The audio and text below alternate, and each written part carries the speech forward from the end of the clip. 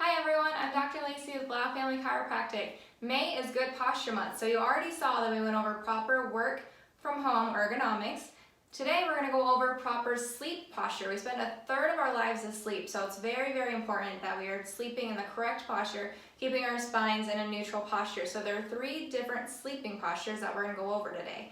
So first is stomach sleeper. So this is the one we want to avoid. This is the most harmful to the spine, and I'll show you why.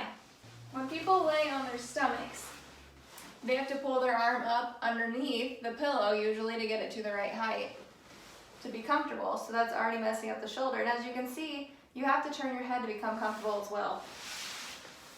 So you wake up in the morning feeling like this. And then over time, that's going to distort your posture, which is going to become a long-term problem. So as much as we can, we want to avoid all stomach sleeping. So you'll notice I switched out my pillows here. And for side sleeping, it's really important to not have too small of a pillow because that's not going to fill the area between your ear, the side of your head, and the end of your shoulder here. So if I were to do that with this one, it looks close right now, but there's still a big gap right here.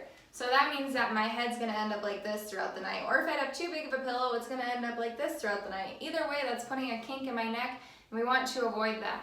So you want to get a larger pillow. You can see here, this one's pretty dense. So for me, this works pretty well to keep my spine in what's called neutral or in a good alignment here. So you want to make sure when we're picking out a pillow, we find one that's the right size for us.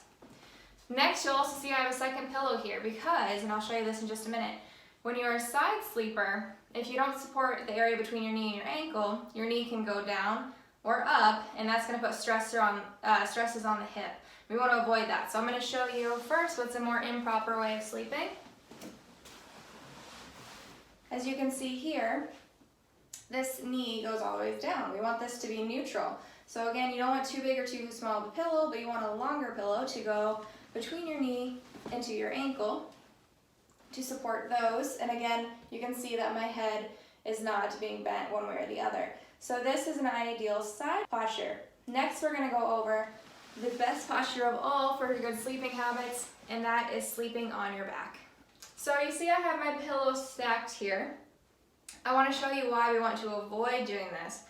So, along with keeping our bodies in neutral, we don't want the head too far forward. So look at how far forward my head is when I use 2 pillows. You can see it's very, very far forward.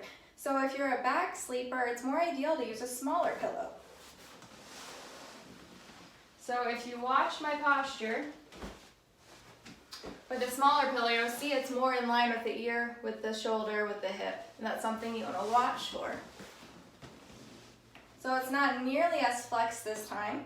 And a more ideal way to sleep yet is to put another pillow underneath your knees for support here.